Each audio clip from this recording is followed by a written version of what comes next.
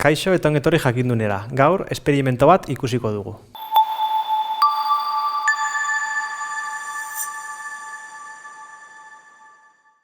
Esperimento hau egin ahal izateko, botila bat, globo bat, metxero bat eta artasi batzuk behar ditugu.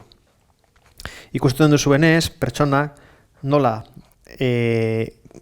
kea sortzen dagoenean botila barruan eta globoarekin indarra egiterakoan, kea forma raroarekin ateratzen da.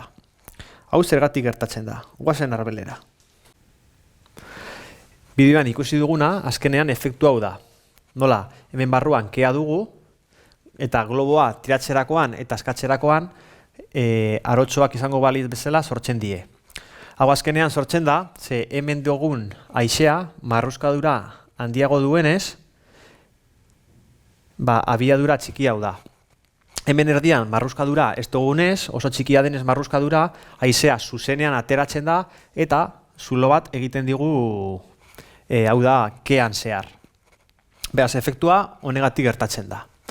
Hau izan da dana. Mi esker ikustegatik eta gogoratu, sare sozialetan eta web orrian jarraitu jakindun.